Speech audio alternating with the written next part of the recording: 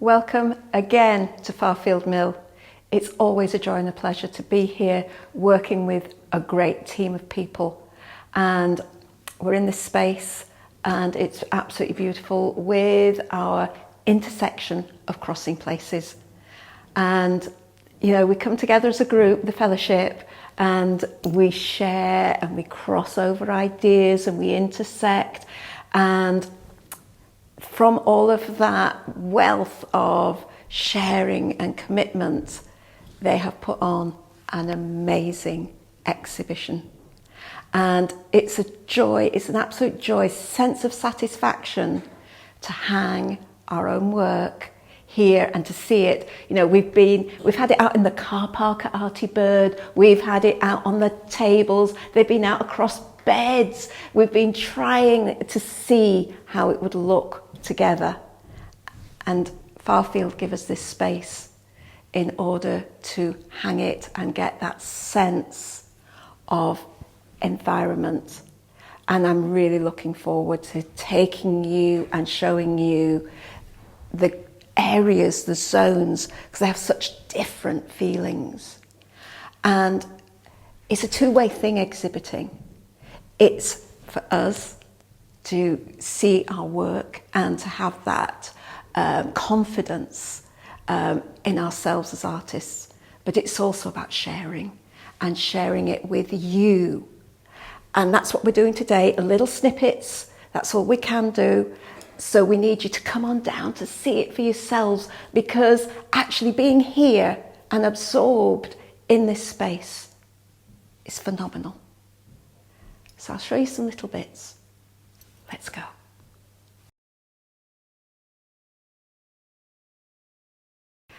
This is the work of Cheryl Cook. And Cheryl lives in Australia, and she's done all of this program with us remotely. And she's lived through this, through the pandemic. She's near Melbourne, so the most lockdowns of Australia, of the world. So her ideas that were going to be about the whole of the region where she lives became about her own small holding. But also at the time of the pandemic, there were some serious fires in Australia, and we watched Australia burn. And for her, who feels the earth, who is absolutely connected to her environment, they live off grid, they are trying so hard to not harm the planet. It was devastating. So her work, which is created through the inks that she makes from the land that she lives in, from the plants that she's with, her work is about the destruction of the fires, the blazing and the flames. But it's also about the regeneration and the new growth. So there is hope, there is optimism in here, as well as the recording of that time where humans were facing destruction, and the land was too. It all begins with an idea, a feeling of home, of place, and of the heart. That is the driving force of my work, to bring you the essence of my place. Through my work, I encourage you to explore the essence of your place as we live with connection and relationship to home, to others, to place. My work is entrenched in the relationships we all have with the environment, the world, and the people. Where the medium is of the earth, where a partnership of natural elements and expertise generate a fusion of tactile satisfaction. To touch, to see, and to plumb the depths in a new dimension takes time, as each viewing will bring another nuance to the eye. It is inspired by and about where we live and how it can be viewed in many ways. My identity within the land is embedded in my spirit, and when I do my art, it's a symbolic expression of that. This connection goes beyond words and is immersed in my spiritual orientation to my place.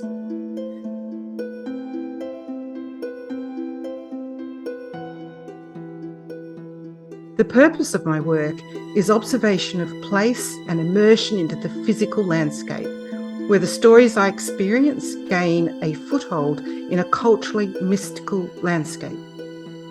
It's about forming my understandings and conceptual views into a new frame of reference, utilising various traces and physical elements of place.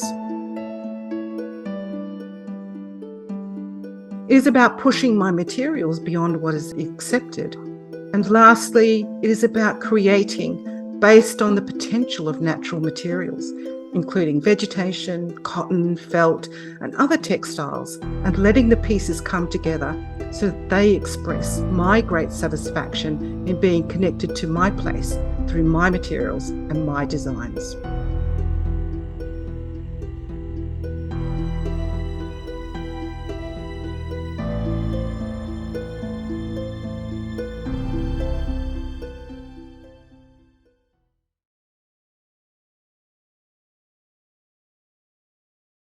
This is Andrea Diggle's work. She is the most amazing felt maker with such an attention to detail of the marks in her work. And she draws, and her artwork is here. She's put that up as well in frames, and you'll see her drawings and then how she's interpreting those layers of marks that talk about the passage of time on the canal. And she visits several canals, and she walks and she explores and she photographs. She's been on holiday on the canal, looking out from the boat and seeing the canal.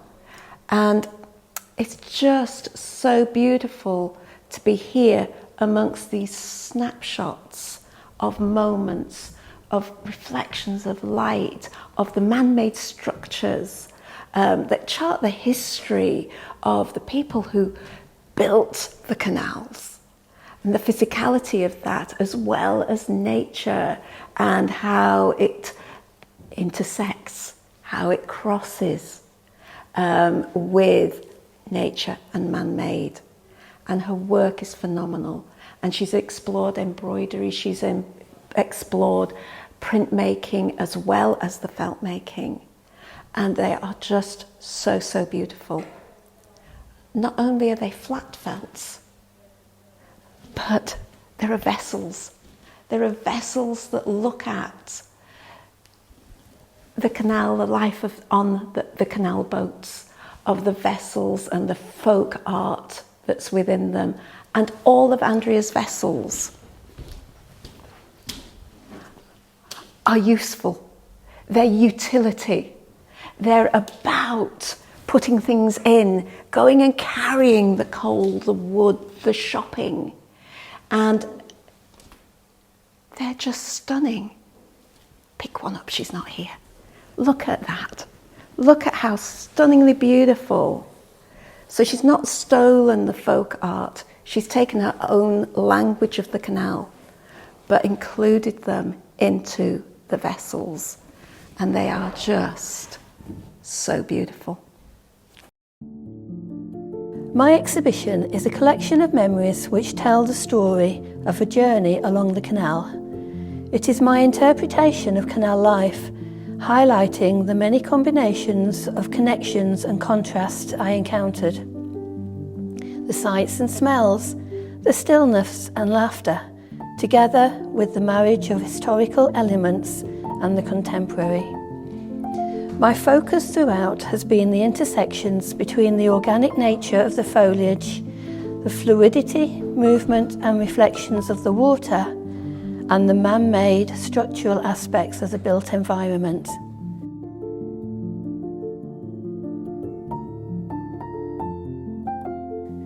In response, I have created fragmented, balanced, abstract compositions, rich in colour contrasts and texture. With a focus on mark making, the fellowship programme at Artybird has enabled me to push the boundaries of my work by increasing the depth and complexity of layers to create more detailed narratives. Using a range of tools, both analogue and digital, and incorporating a variety of techniques, including shibori resist dyeing, printing and embroidery, I have developed my own visual language through which I communicate in both 2D and 3D to realise my vision. As in true canal folklore, I take visual art to the world of utilitarian items, with my coordinating range of wall art and contemporary decorative functional art items for the home.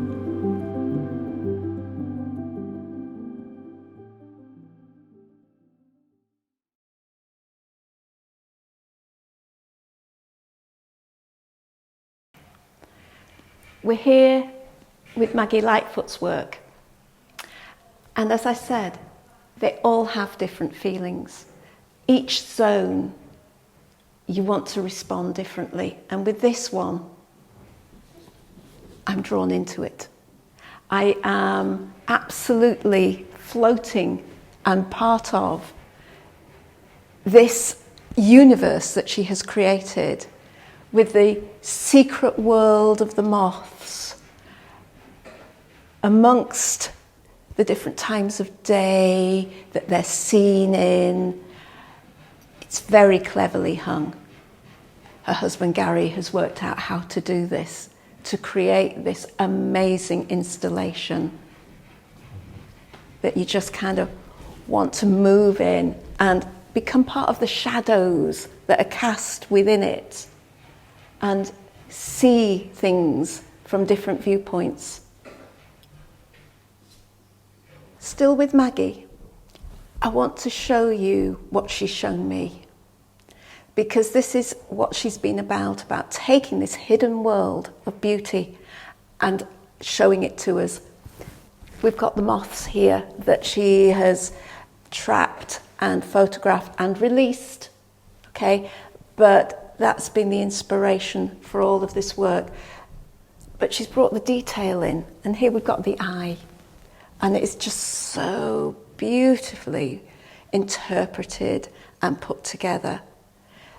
Her work is just so beautiful, and during the lockdown my husband started to trap moths as well and look at them, and he kept running up to me and showing me them, and it was kind of like, yeah, it's beautiful, but I was looking at them through Maggie's eyes. She'd shown me them, and I was thrilled to see the moths themselves, but they were this incredible colour and majesticness of these felts that she's created. Felt making caught my interest many years ago and has become a way to channel my creativity and express my feelings through colour. I now have some physical restraints that have shaped the way in which I work. At times this has been challenging, but always exciting to find a way of achieving the effect I want. Within the Artybird Fellowship framework, I have been exploring ways to express my desire to open a window to the secretive side of nature which is not easily seen.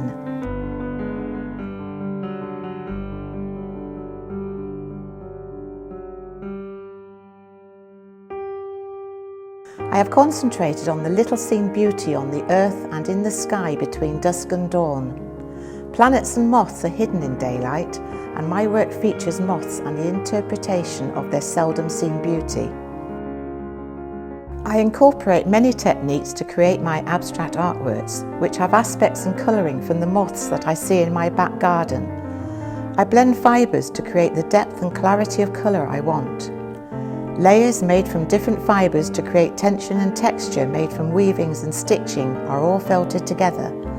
I enjoy the surprises that come from working in this way.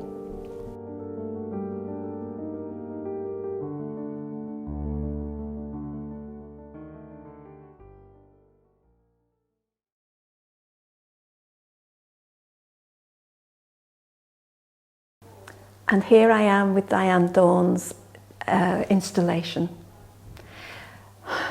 It's like wearing a hug. I'm sitting here at the table with tea for two, but surrounded by these absolutely beautiful fabrics that describe moments of stillness, of sharing a cup of tea, of sharing a book, of sharing a moment at the beach. It's the stillness, but it's also about tea for two. It's about those conversations that you have. It's telling people about a book that you've shared. And these are books that we've shared, because these are actually my dad's books. And when he died and we cleared the house, Diane's actually repurposed the books and turned them into print blocks for this beautiful bookcase, and then gone on to make them into works of art. And so this has a very special place for me.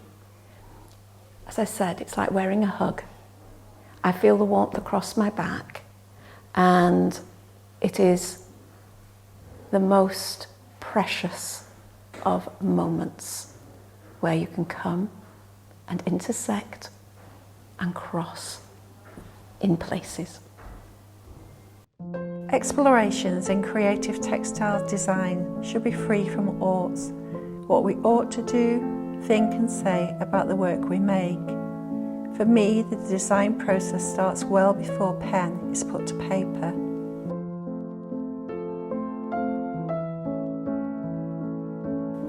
My inspiration comes from visual impressions, a reflection, or a photo of a moment in time that you can only return to as a memory. The technical challenges of making functional fabrics made with a purpose in mind, yet at the same time tell a story, has occupied my creative thinking and experimentation. When I make a cloth, it becomes precious. I am constantly thinking about the purpose of the work I make and how I value traditional crafts within my designs. My design linked to art as lived spaces, functional yet special, strong textiles yet tactile, linking crafting skills into professionally executed resolved pieces. My intersection of crossing places collection is autobiographical, building on my MA in arts health, my personal beliefs, the importance of hospitality, communication and connections. Yet my work is about shared experiences, the everyday things that others might take for granted.